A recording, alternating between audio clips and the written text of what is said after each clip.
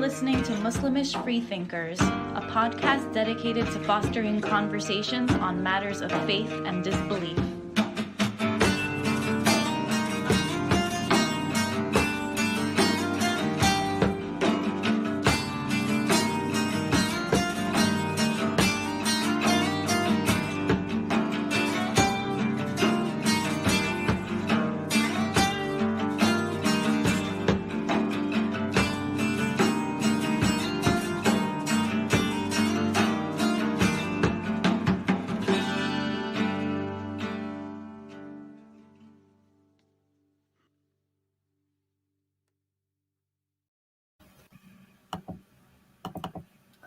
Welcome to Muslimish broadcast. We are celebrating Muslimish 9th anniversary today with a topic titled Status of the Questioning Muslim, and with me in the virtual studio, Brahim Abdullah, founder of Muslimish and national organizer from New York City. Welcome, Brahim. Thank you, Sam. How are you? Alhamdulillah. Awesome. You can... Not a very good start for the questioning Muslim. Alhamdulillah. So, Brahim, let's talk about the status of the questioning Muslim. What has changed since 2012 till today in your experience in Muslimish? Okay, so I wanted to speak about this from Muslimish perspective, how we've experienced this as an organization, and then talk about my general impressions of what I feel is happening around the world. In the United States, when we started in 2012, our first meeting was on May 30th in New York City. And at the time, we were the only group that met in person in New York, and as far as I know, in the United States. There was another group in Canada that has been meeting from before, but in the United States, there were no groups for questioning Muslims or former Muslims that have been meeting in real life. There have been online groups, but nothing that met in real life. So in those terms, I think there's been a lot of progress, and we can say that it's positively good change that has been happening since 2012, because we've had at least one meeting a month, if not two a month, in New York City, and in 5 other U.S. cities. We've had multiple conferences. We've had really created a community, I think, of people who can depend on each other, help each other when they're looking for work, for housing, people getting married and having kids, creating families. This has happened in the last 9 years, and we've seen it in our community, and it's definitely a positive change. Now, as I say these things, I don't want to be too positive, because as I was asking people in the group or friends who have, from similar background, what they thought was going on, everybody had like negative input. Like everybody's like, oh no, things are not good. Things are not good. Things are not good is the general answer that I got. And I had to remind people, well, compare things that are not good right now with how bad things were in 2012. Is it better or worse? That's really the question that I would like to reflect on today. Things are not great, but compared to 2012, are we better or worse? Are things better or worse? And I think, my opinion is that it's definitely better. It's definitely better for many reasons. Some of it are really outside of our control at all, and it was going to happen with or without us. The technology advances, the ability to communicate easier, internet access for more people, that by definition will make the conditions of the questioning Muslim better, because they're going to allow them to have a place where they can share their thoughts and ideas and hear feedback from people. The latest, we see, and we see it with every new platform that comes in. When the new platform starts, there's an influx of secular people and people who have questions and people who have ideas that are outside the orthodox framework. They flood the system. The conservative majority starts asking for rules from the platform to limit freedom of speech, the rules are imposed, but then another platform opens up and allows people to speak freely. And we see this. The latest one is in Clubhouse, but that's for later on. I want to move back to United States and what we've seen with Muslimish in terms of growth and membership. Also in having other organizations have started in the United States, and some of them have big following, and some of them are just starting, and it shows that there is a lot of different ways that people can identify themselves and try to be active in the community. So also, another thing I've noticed is that a lot of people, what are they calling themselves? When we first started, there was a lot of people calling themselves ex-Muslim or former Muslim or secular Muslim. And I feel that there's less now of that, and there's more people calling themselves atheist or secular or agnostic from Muslim background. I feel that this is how more people are describing themselves now. And also, what I'm noticing is that there's a lot of people that are definitively not Muslim anymore, versus when we started, there was a lot of people who were, when they were calling to join the group, were more on the fence, or they were more questioning. So I feel like that is something that I have noticed in interviewing new members who are joining the group. What do you think is happening on your end in Detroit? Are things different there? Yeah, so first of all, I have the same impression as you, that things have gotten better from 2012 till today. Sometimes we forget, but remember when we started in 2012, it was a kind of a fearful and a tense environment where people were worried about their security. Questioning religion was something that is people were scared to talk about these topics. They're considered more of taboo topics. People were using pseudonyms. Our meetings. I remember the first meetup you had in New York, Ibrahim. You even called the police, right, to be there. I did not call the police, but I think, two people came, and I think one of them was a police officer. Yeah. Just, like that. I don't have a proof to that, but I never saw him again. And I'm pretty sure that one person I did know and another person I didn't know, but his story was kind of weak, and I never saw him again. I'm pretty sure he was a police officer, but I'm not even sure if they was there for our security or to check that we were not a terrorist organization. It could have been either way. But and the first conference we had in 2013, it was completely secretive.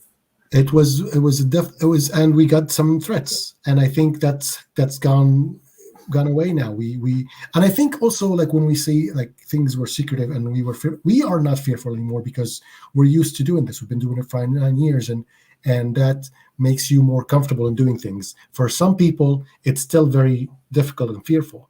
And if you notice, one of the group members posted an ad multiple times asking for people who were going through the questioning phase to be in a documentary, and nobody, signed up for that, because it's still, it's not an easy thing to do for people, and it still can be very dangerous for a lot of people. We're out of it now because we're in a different place in our lives. We're we're definitely more independent. We've been doing this for a long time, and that gives you confidence, and your experience in dealing with people makes you more confident in dealing with different situations. Yeah, and the environment changed too. I mean, there has been a lot of activism in that path, and the environment changed from 2012 to today. But first of all, and if you want to really think about like a big dramatic change, think about not 2012, think about 1979 and today, when Salman Rushdie came up with Islamic verses, how bad that was. And I'm copying this, I'm borrowing this from Ali Rizvi, because he used that example in his book, The Atheist Muslim. He said, think about how things were when Salman Rushdie came out with the satanic verses versus what they are now. And that is a big noticeable change. Yeah, and also the blasphemous cartoons in their first edition, there was a big uproar. Now you can't even keep count of such publications. I feel also there were two political things that happened in the Middle East that kind of also changed things in that perspective, which was after the Arab Spring. There were some, and after also the occupation / liberation of Iraq. What happened in Egypt and in Iraq, in both countries, the biggest historically Islamic parties or movements have taken political power in these two countries. The Muslim Brotherhood in Egypt in 2011, 2012, and the Dawah Party in Iraq, which is the largest in the Shia world as a political movement with an intellectual political movement. I'm not talking like about a militia or just a military, because there's a lot of Islamic military groups, but intellectual ones, these are rare. And both of them took leadership, took rule, and they both failed miserably.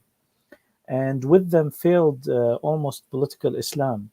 So I think that opened up the space for questioning even further, and replaced the current systems with perhaps more secular or aspiring to be secular systems that allow for tolerance and criticism and open-minded dialogue.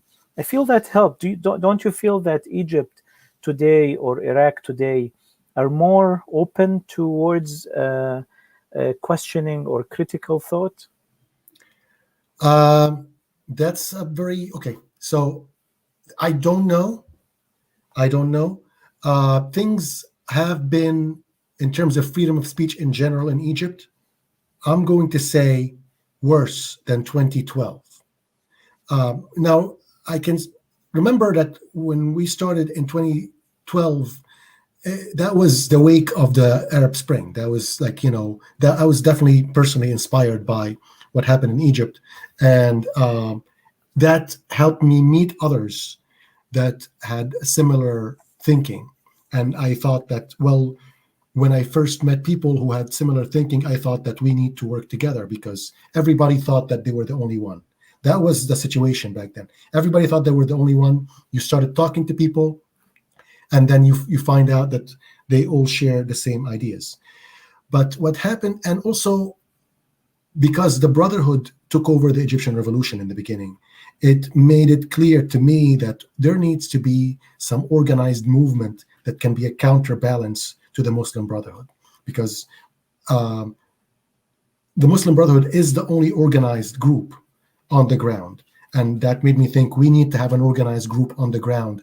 So when the next revolution happen, and it will happen eventually, when the next revolution happen, we would have some sort of organization.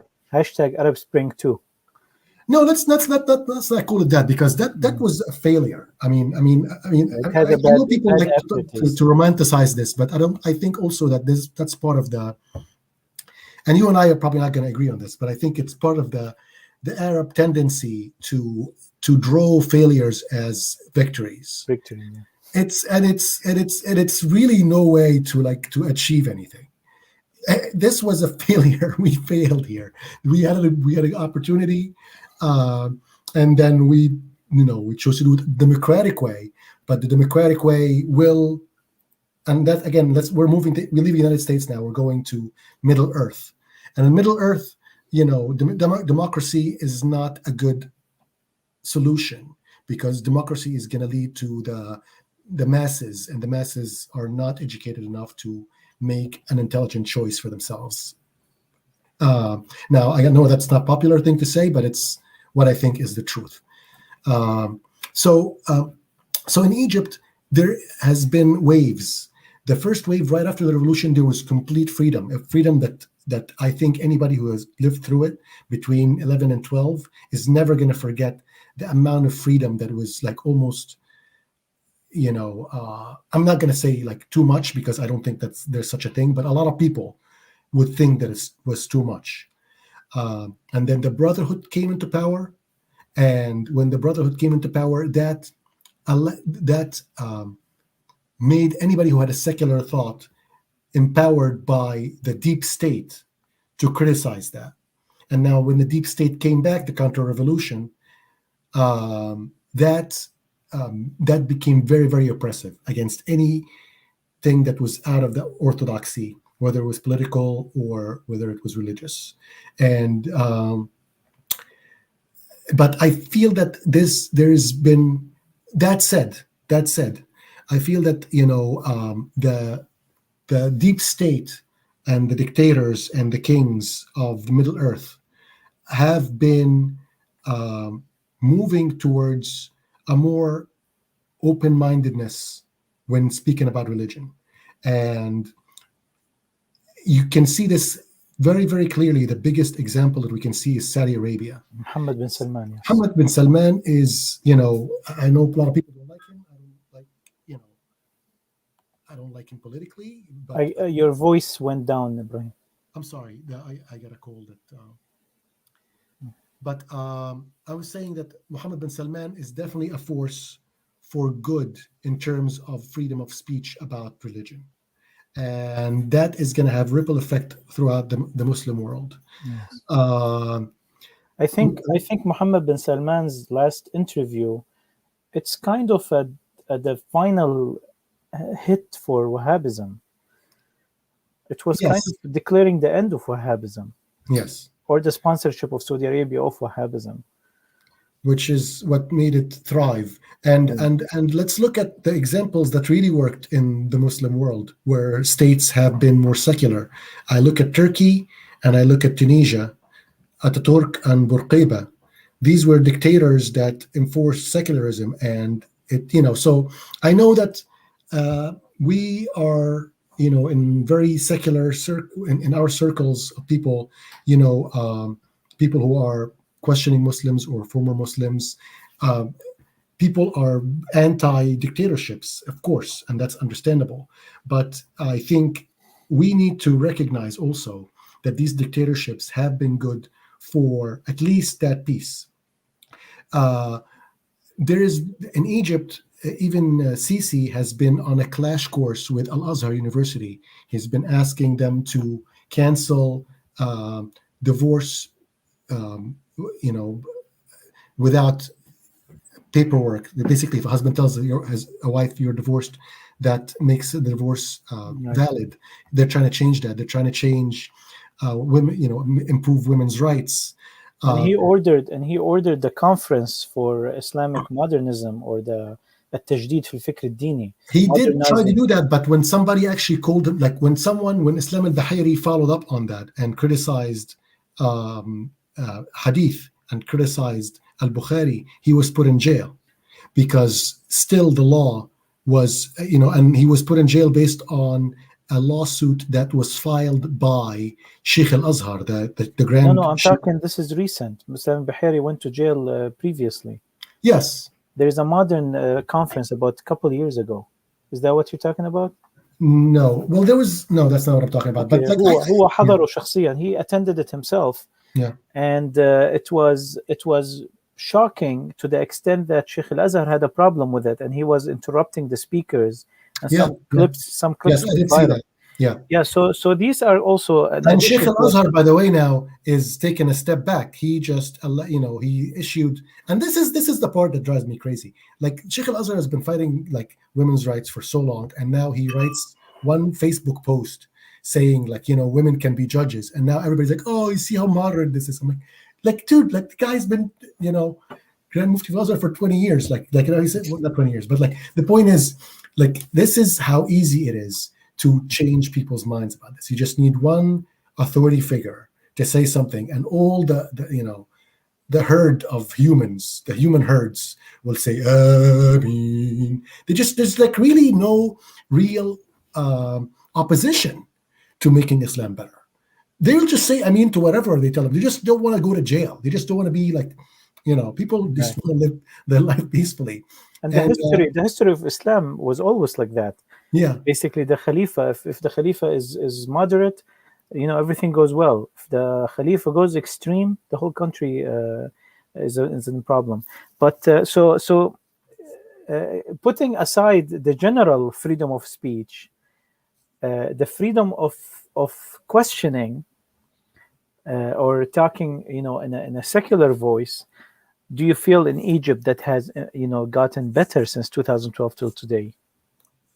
I think so. Yes. Yes. I think so. In Yes. Saudi Arabia, it did, definitely. The liberals in Arabia Arabia did are very definitely. happy. In Tunisia, it did. In Tunisia, it did. In Tunisia, very interesting because it's a successful, Arabs, the only successful country that came out from the Arab Spring. And Islamists, they actually won the elections, the first, election, and Yeah. they kept decreasing in popularity, and now they're a minority in the government. And Yeah. it's a big minority, but it's a minority. And the government is kind of like it has displayed the real will of the people, which is for a modernized type of Islam and an open environment, like pluralistic society, open for questioning or dissent or whatever. In Iraq, the same thing. I mean, Iraq today, it's difficult to speak about it while something's going on. Even today, there's still, there were the Iraqi, what's called the Iraqi Revolution, the last 3-4 years.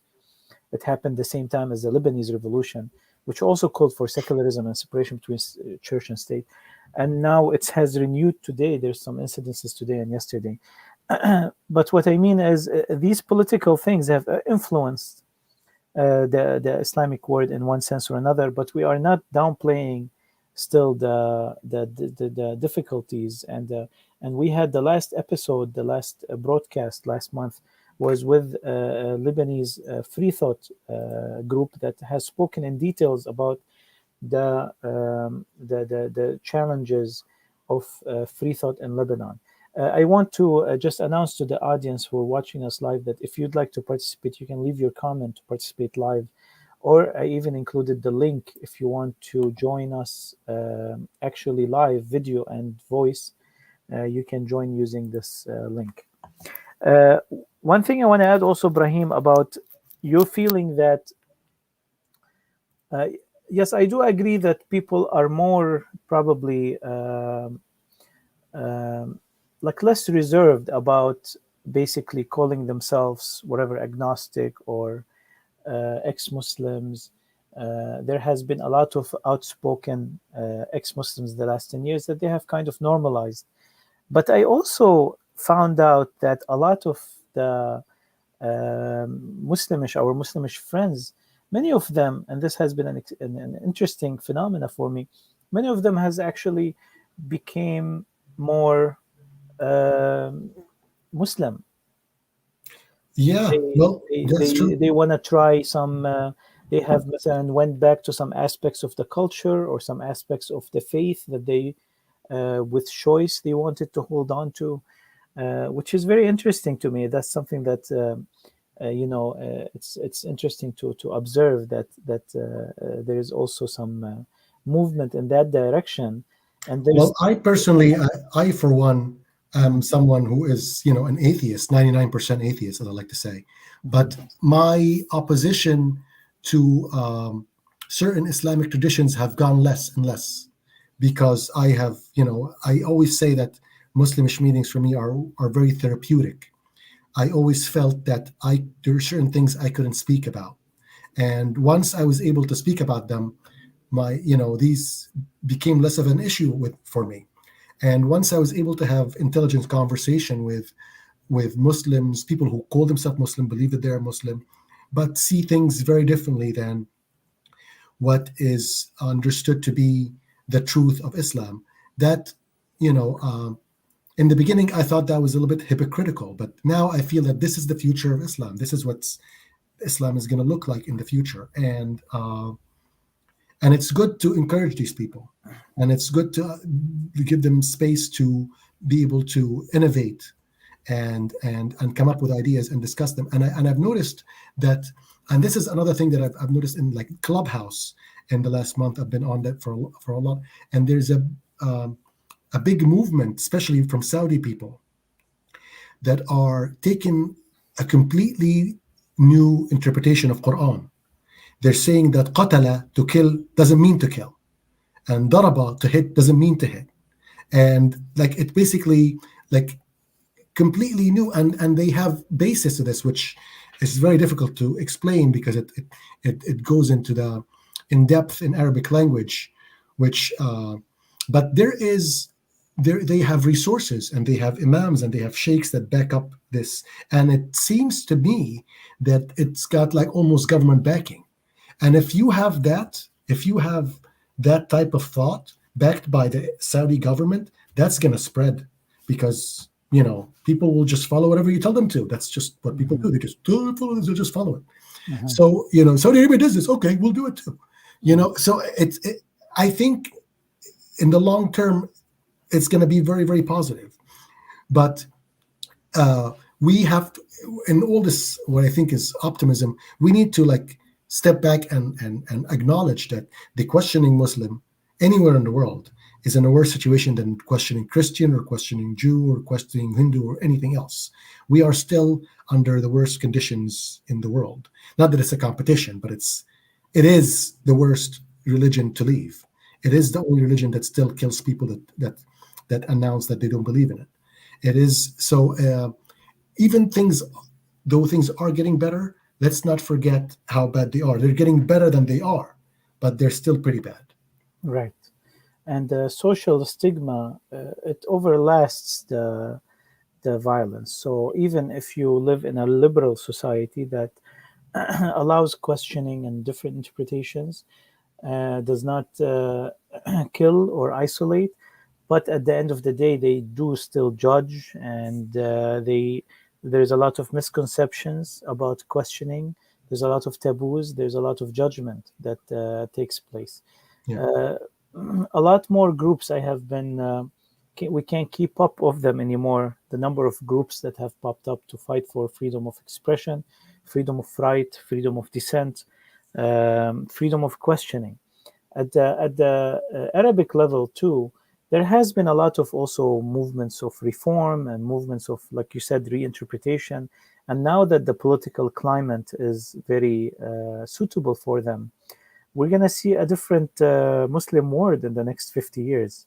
Yeah. Because, I feel the last 70 years, or let's say 50 years, the last 50 years have been drawn by the Iranian-Saudi socio-economic project. The Iranians backing up a certain type of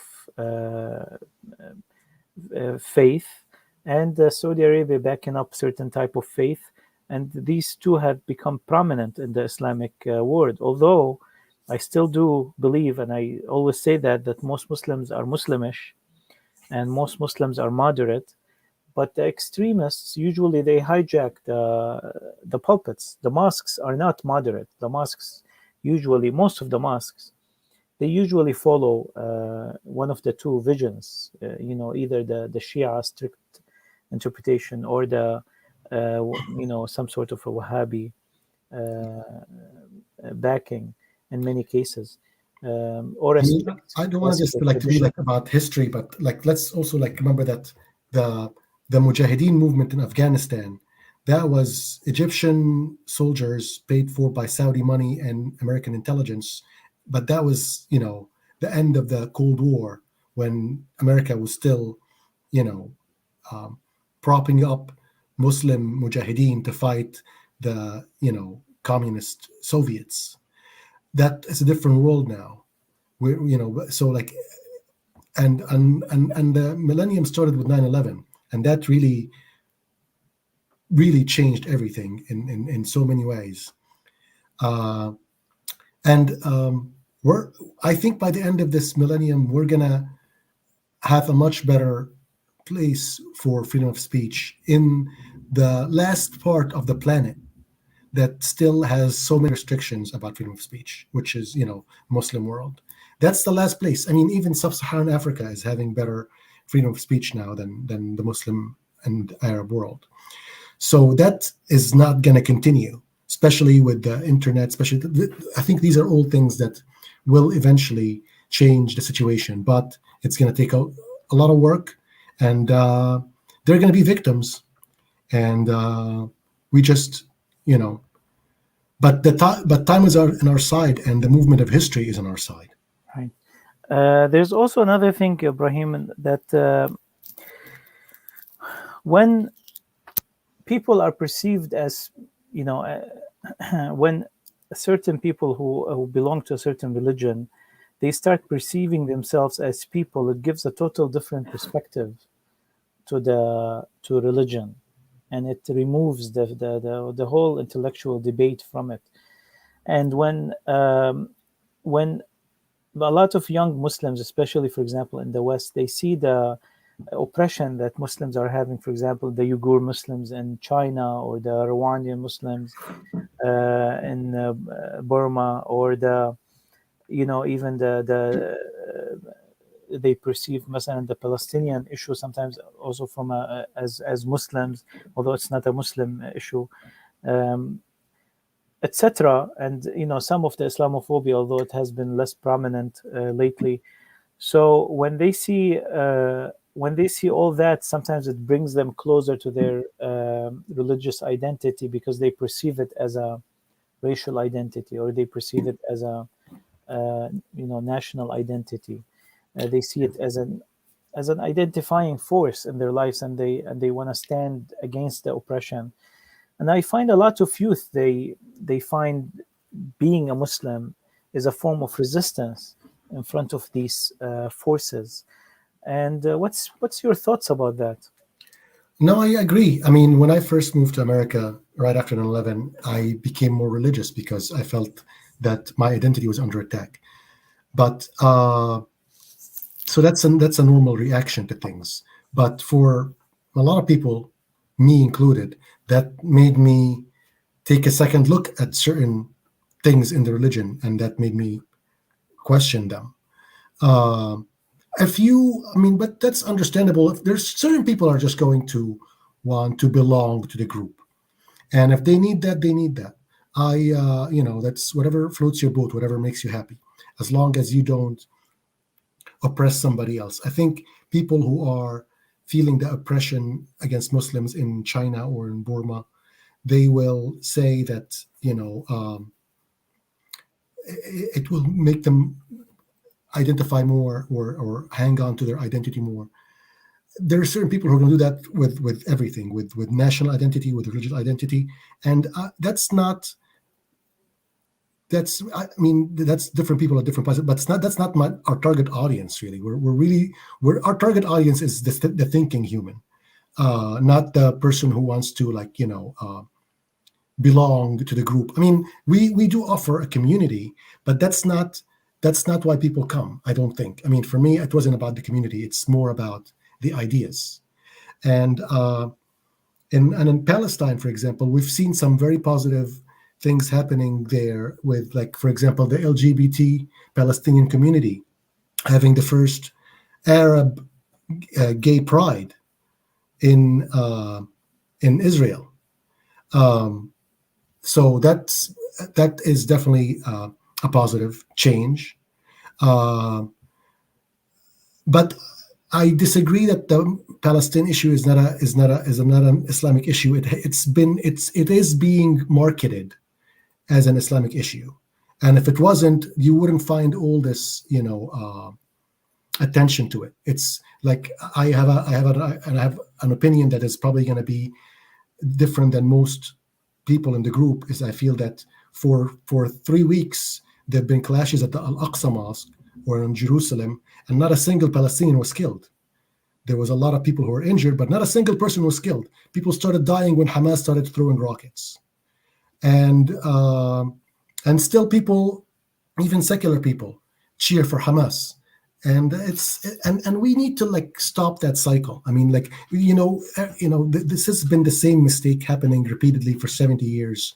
Every time the same thing happens, and then Arabs lose and declare victory. It's pathetic. I mean, the point is the repetition of it. Just repeating it over and over, expecting different results.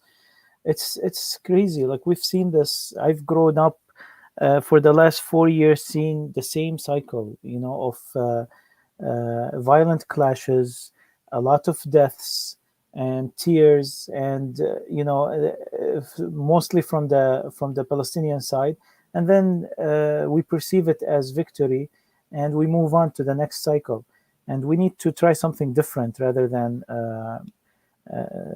this. Yeah, I think we need, and this is not our subject, but I need to say this: we need to come up with an offer and put it on the table that's a little flexible, that's a little realistic, and that's not happening. No, we're not even discussing that subject. Like, people don't even discuss this subject. This is a taboo subject. We have no clear vision. We have no united vision of this on this issue. We don't have a vision for peace.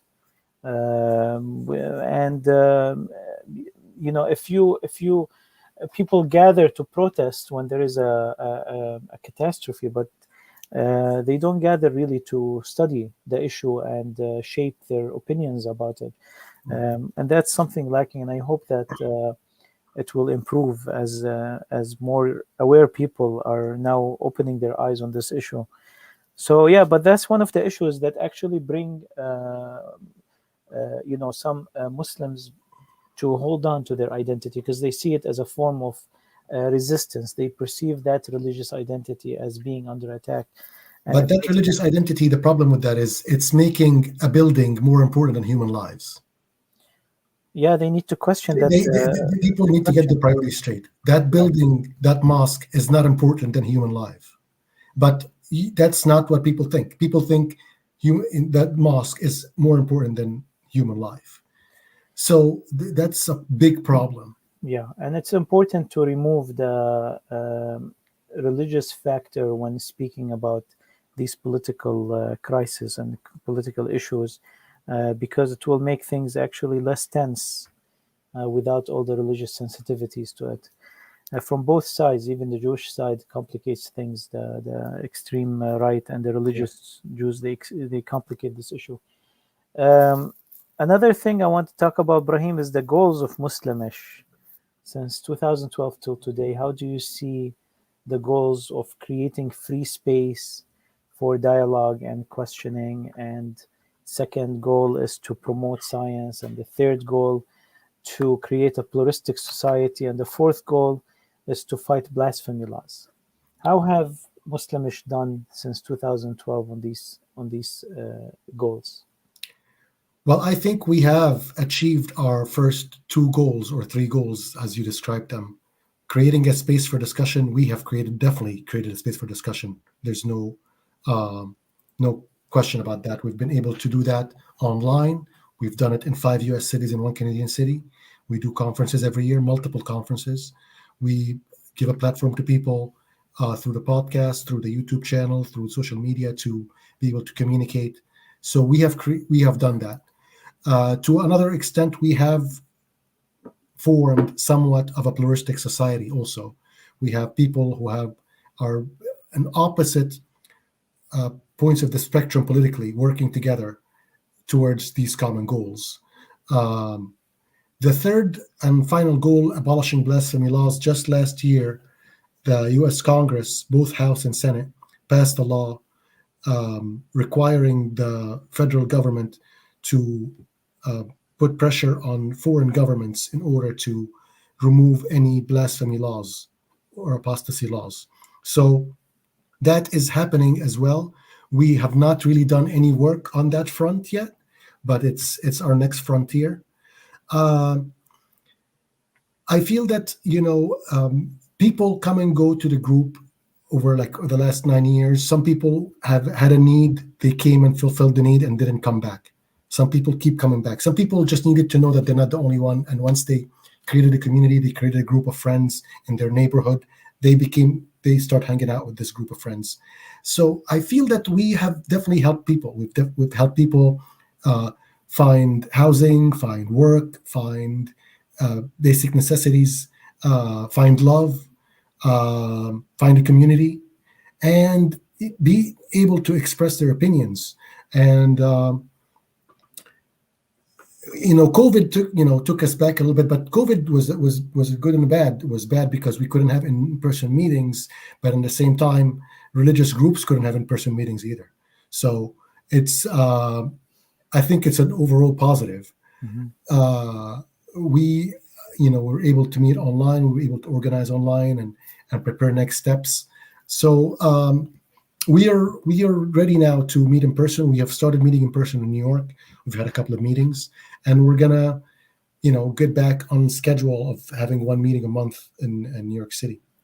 So I'm happy. I feel like, and for me personally, I feel that the group has helped me get over my anger and resentment towards people who have called me crazy for not believing, people who have attacked me for saying my opinion, which I think is a very reasonable opinion. So finding others who agree with you, realizing you're not the only one, I think that helped me, and it helped a lot of people. I think it saved lives. I really do. Awesome. Great. And I think with that, we've come to the end of our broadcast. Happy anniversary. Happy anniversary. Ibrahim, and thank you for the first steps that created this group. I know that it requires a lot of insistence, work, attending meeting, even if you're alone.